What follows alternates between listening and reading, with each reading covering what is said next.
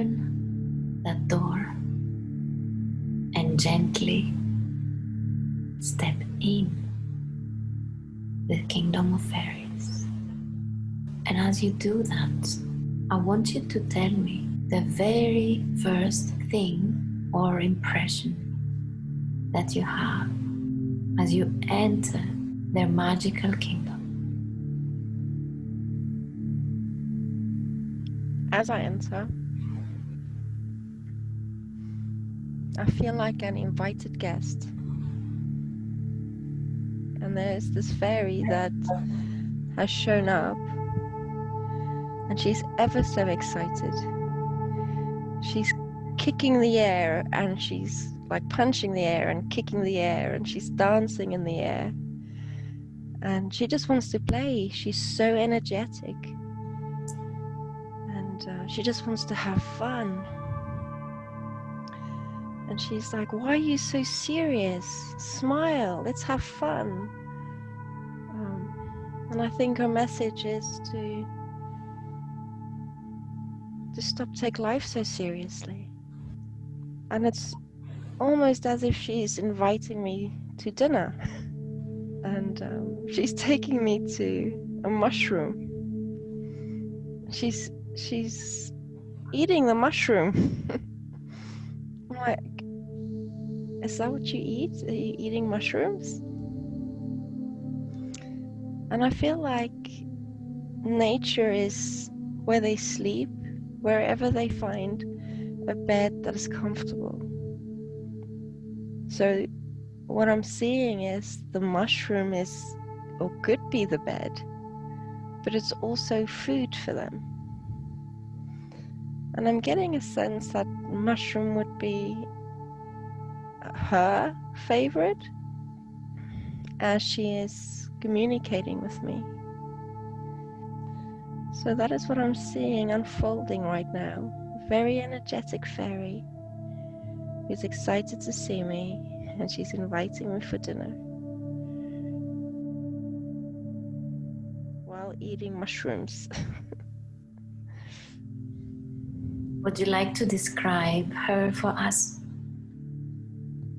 Well, she looks very young because of the sense I get of her energetic nature.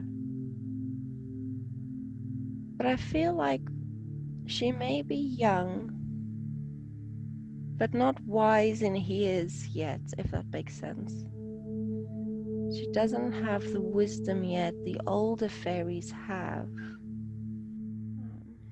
Does she have a physical body? Yes, that's what I'm looking at now. Well, as I'm trying to describe how she looks like, it's as if I'm seeing her as, when you see a fairy, you automatically think of like Tinkerbell. But the way I see her energetically,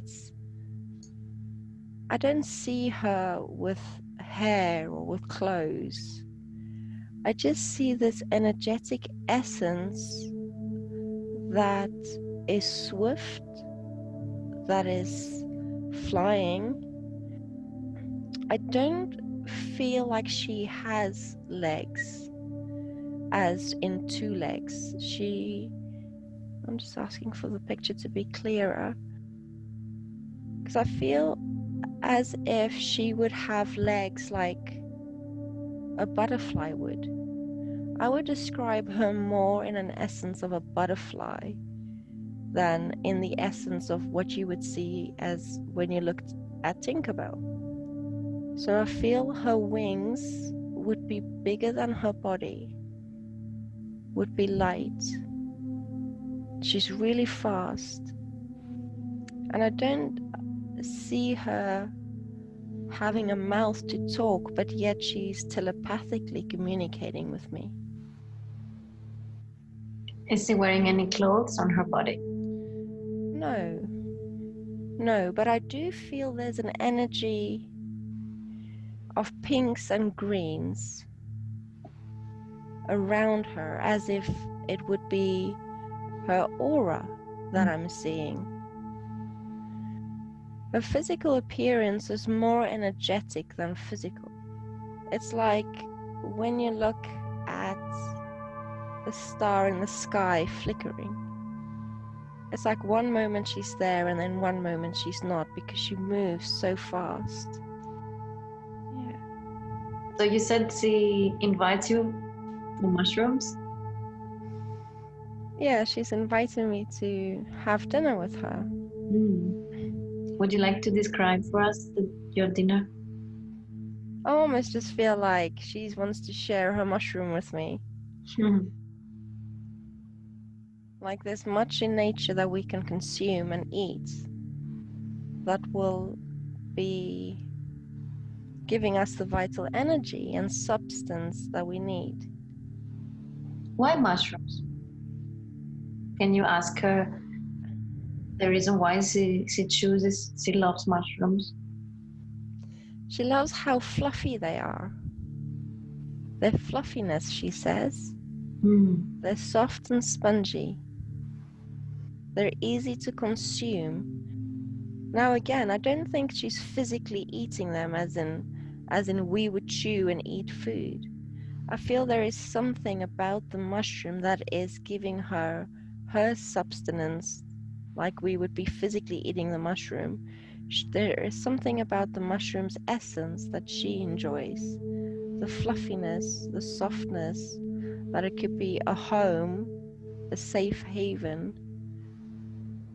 I feel like at a molecule level, there is a chemical that the mushroom releases that the fairies enjoy, that can't necessarily be seen by the physical eye, like a spray or a moss. And how is she ingesting ingredients? Or how is she absorbing this energy that they emanate? Because you said that she doesn't appear to actually physically chew it. I'm asking her to clarify and show me a visual. Thank you.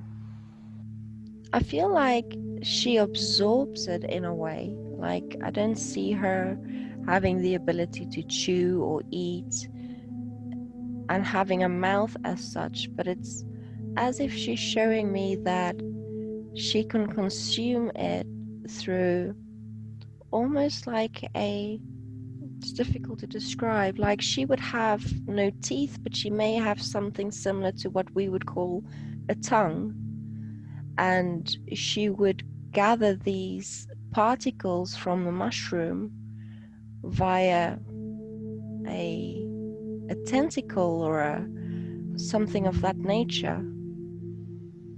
Look at butterflies, for example. They have these little, what do you call them? I don't know. Antennas?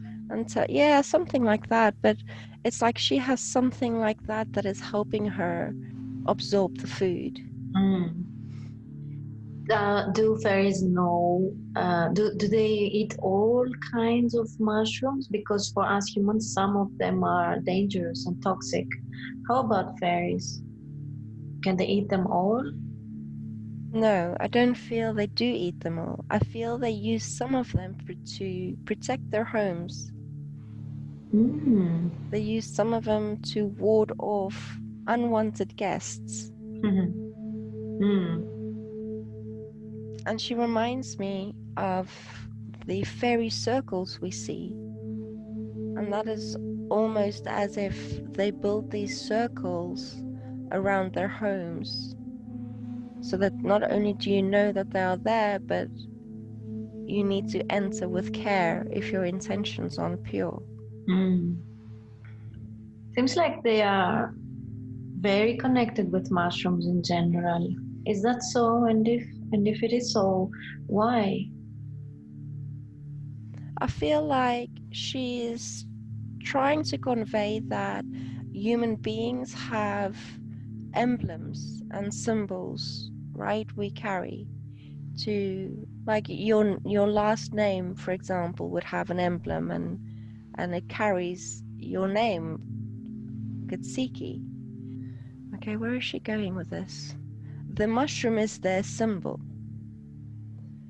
and the reason why they chose this symbol to represent the fairies is because it gives the opportunity to access all different multi-dimensional realms. Now that's why there are certain mushrooms that have these abilities to tap into other dimensions. Absolutely, they yes. have similar traits with them. And she says that before they evolve to where they are now in their essence and their maturity, they once upon a time used the mushrooms to access these higher dimensions once upon a time. They no longer need to do that now because they have the ability to control how much they make themselves visible through the dimensions of the 3D, 5D, 4th D. You know, they come and go through all these dimensions so naturally now than before. But the mushrooms still carry this symbol. It's like their history, where they came from and where they are now. So they are really intimately connected with them. Yes, I feel they really respect the mushroom people. The mushroom people. Could you tell us more about the mushroom people? What does it mean, mushroom people? Yeah, I just feel like she respects the mushrooms so much, and then I was a bit confused at one point because I felt like, well, if you respect the mushrooms and the mushroom people, because I feel like they live together, because they can live in the mushroom and the mushroom provides a home. If they live in a tree, you'll see a lot of mushrooms around the tree also. But then I feel like I'm a bit confused because I'm asking her, but you eat the mushrooms too? But she's correcting me and she's saying that she doesn't physically eat the mushroom again, so it's just my perception of, you know, what I know eating to be. And she's like, no, we're just absorbing these chemicals the mushrooms provide. So it's not like we're physically hurting them or anything like that. It's like us breathing out oxygen. Does that make sense? It makes absolute sense. The same way the plant kingdom is providing us oxygen for us humans. Absolutely. So there seems to be something that gets released by the mushrooms that they use and enjoy, and it's some of their favorite foods. It's brilliant and it makes total sense, and it's such a beautiful synergy of collaboration. I truly get it now, and it makes my mind open up even more. I wanted to ask if she could give us some information about the mushroom people, because I had an encounter once with them, and actually some beings came to me. I was somewhere that there were many what we call mushrooms, real mushrooms, and then I encountered beings that they came to me etherically, and they introduced themselves, and they projected very kind of semi-physical bodies. And I wonder if she could tell us a little bit more about them and their relationship.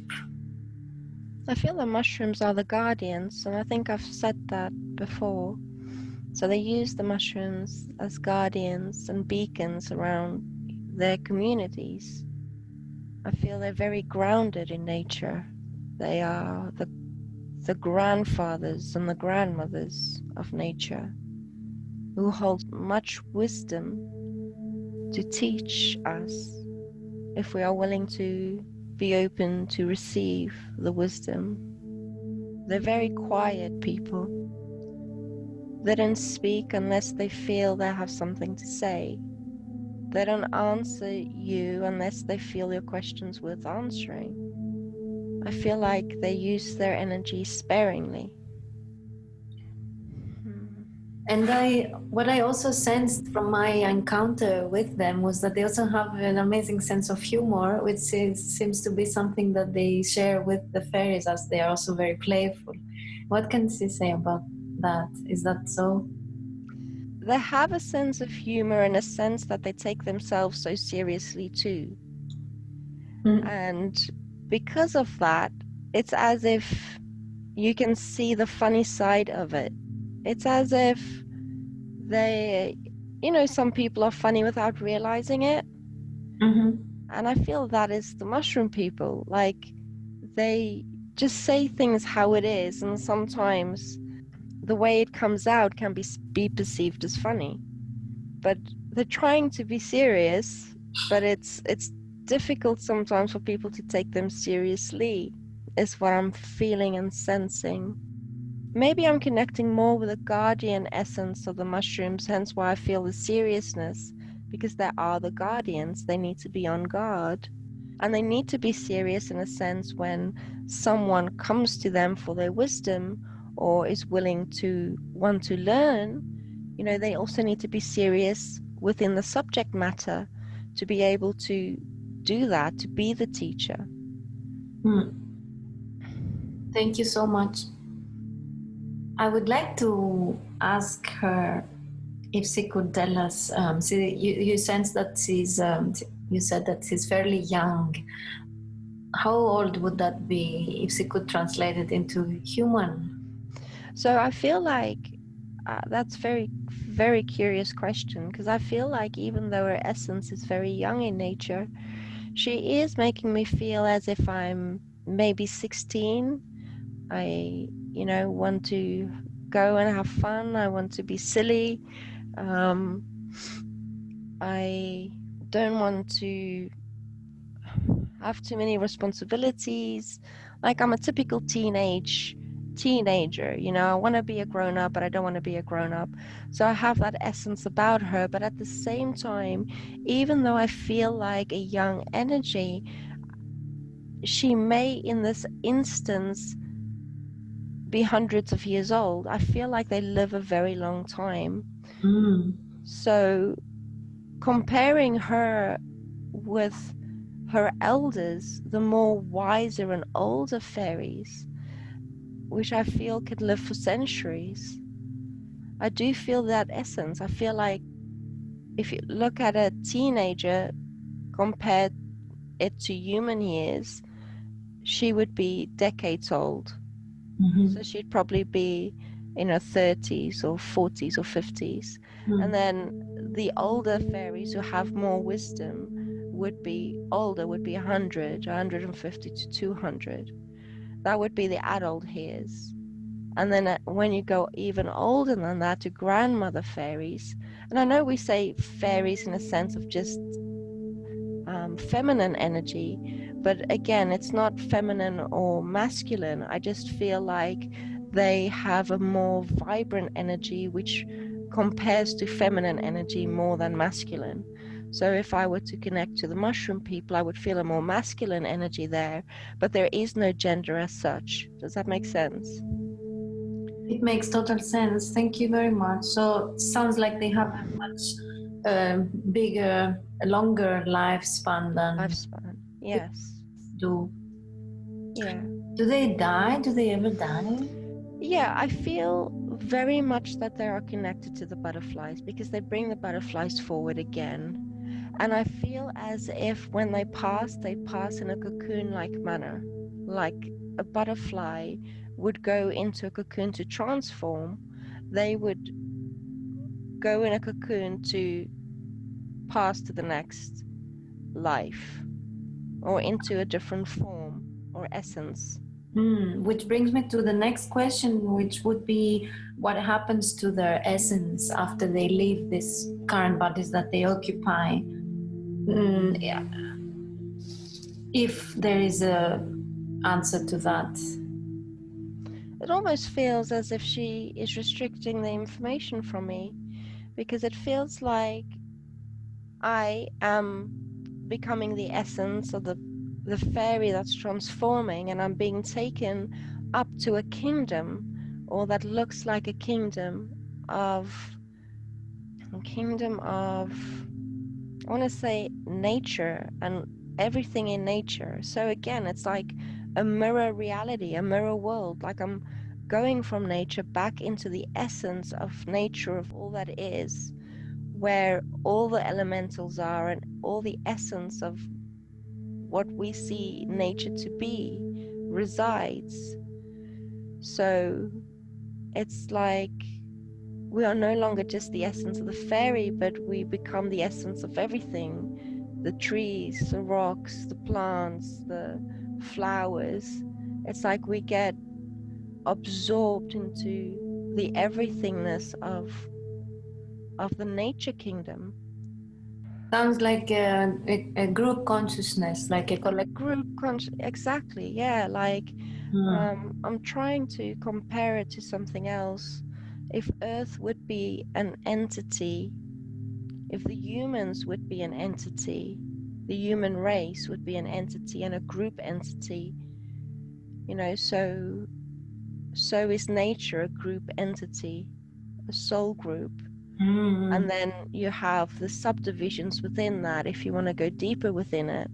But at first I feel like she just gets absorbed into the everything of nature. Do they have souls like humans do? Yes, yeah. They don't call it a soul. I don't feel that.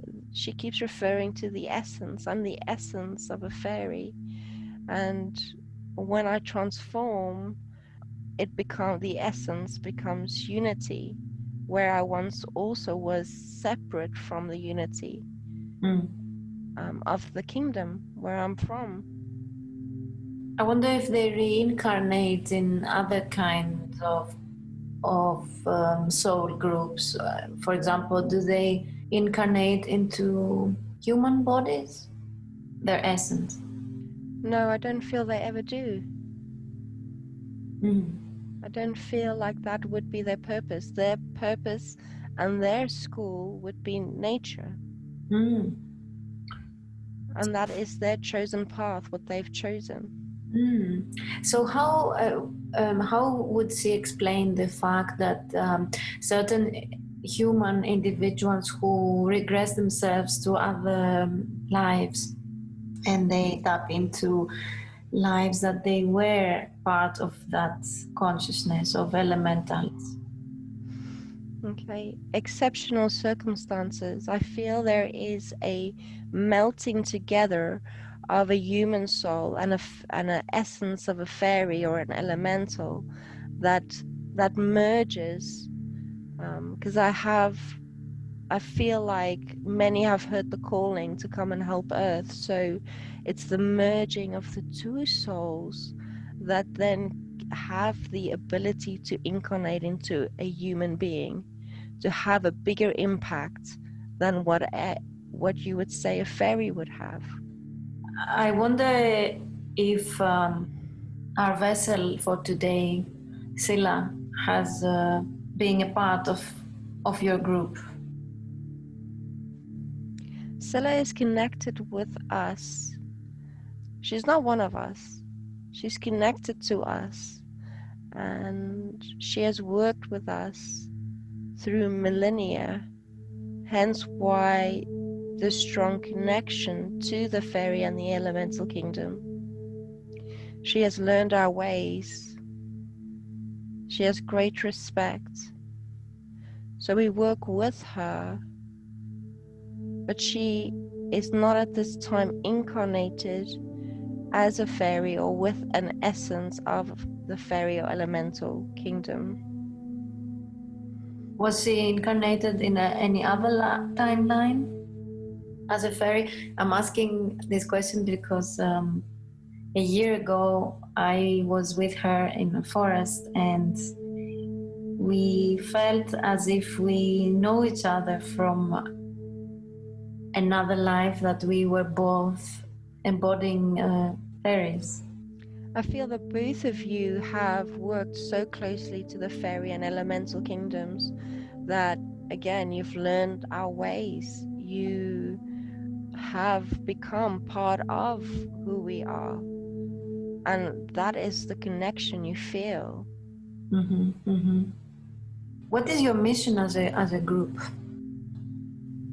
Well, I want to dive deeper into the connection between Ra and Scylla, Please and go. the connection with the fairy kingdom, Mm-hmm. because the connection there is very strong, only because you have chosen the path to learn more about what is beyond what you can see. And you have learned that the respect one needs to hold for life and every living thing, may it be alive or may not look alive, everything has life. And it's as if you have, like a fairy would join a human soul to incarnate, you have very closely joined the elemental kingdom to learn.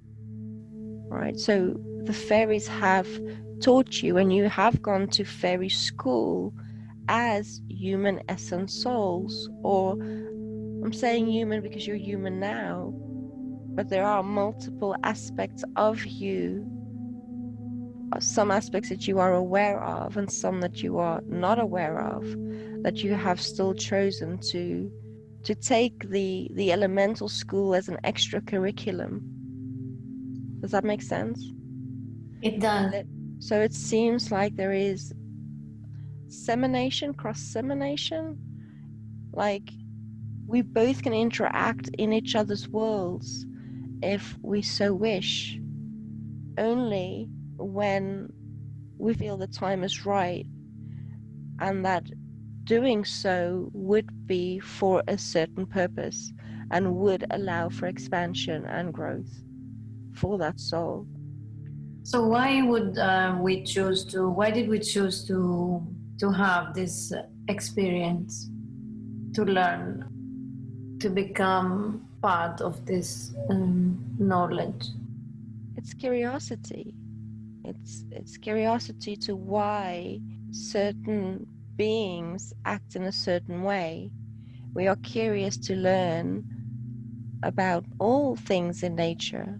Why do dolphins, do what they do? Why do they make these sounds? Why do we feel like they heal children or people that are ill when you spend time with them?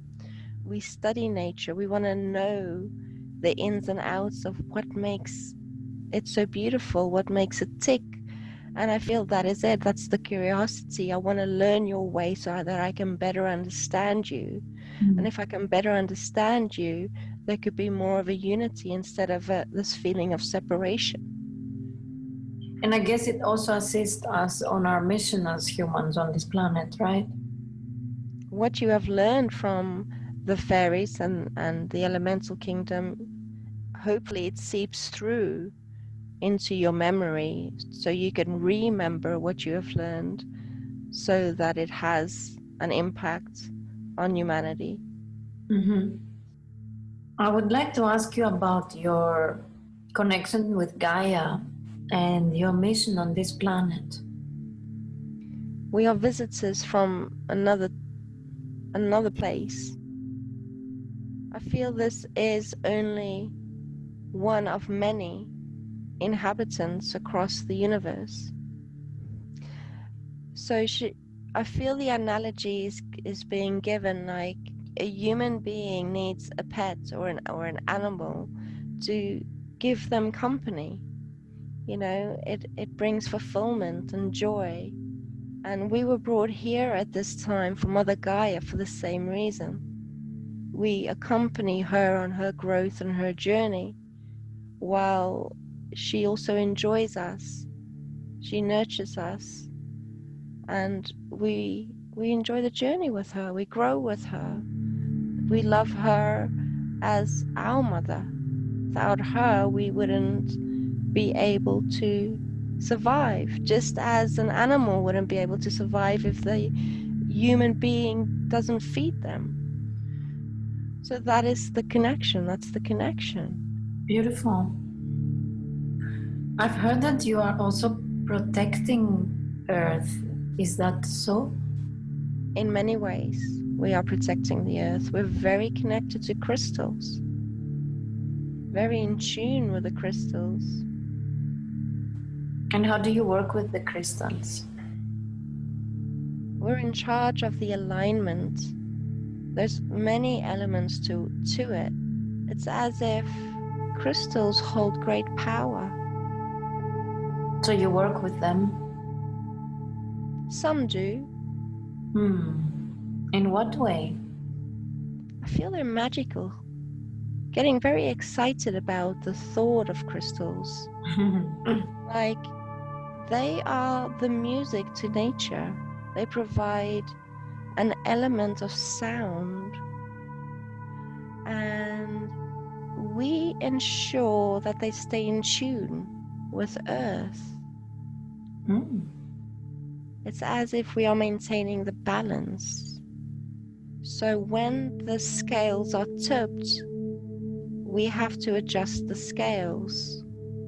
And at the moment, it seems like a lot of work is going in. A lot of work is going into maintaining balance. You mean right now? Yes, yeah. Why now? Pollution. How much of nature is being destroyed? Trees being cut down. Oceans being polluted. It's throwing everything out of balance. Yeah. And maintaining the balance and keeping the earth in tune. It's almost as if, I think they're maintaining it. I feel they're maintaining it. They're working extremely hard. But I do feel this question lingering of, are we going to be able to maintain? It's as if they are in a battle or a war. No, not so much of killing or destroying, but their essence is being depleted because they are struggling to maintain the balance.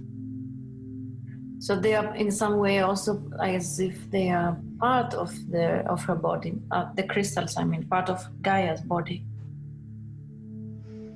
Gaia's body, it's like the crystals are the ticking clock. What do you mean? Ticking clock. If you think of a clock that ticks, all the fingers, all the numbers, the crystals are that. The crystals is what makes Mother Gaia work. And if we start taking fingers away or numbers away in the clock, it leads to confusion. It leads to unbalance. They are working hard to maintain the clock, the ticking, the working order of the structures of natural beauty.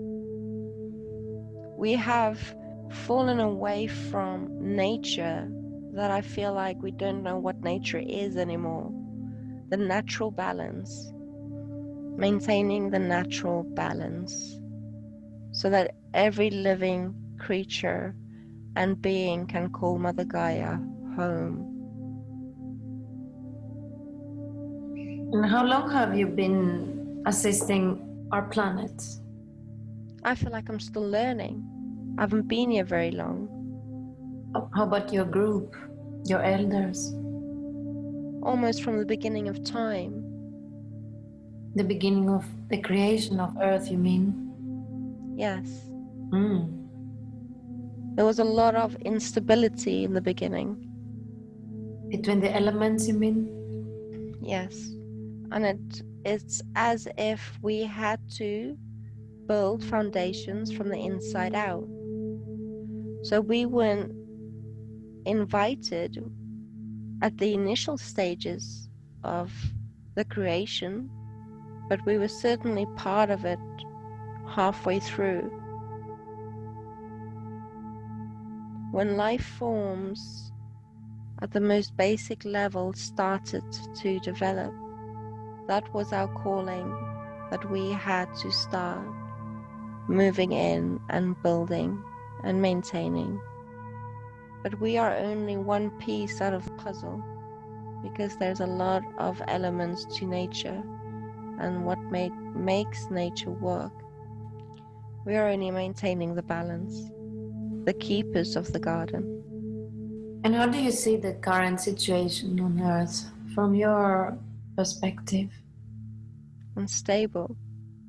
Everyone's playing games with everyone. There's a lot of deceit, a lot of lies. Looking at the top level down, the corruption is going so high that even the purest, those with the best of intention, work their way up to change, make changes. But with the amount of deceit, they are struggling. The light is working really hard.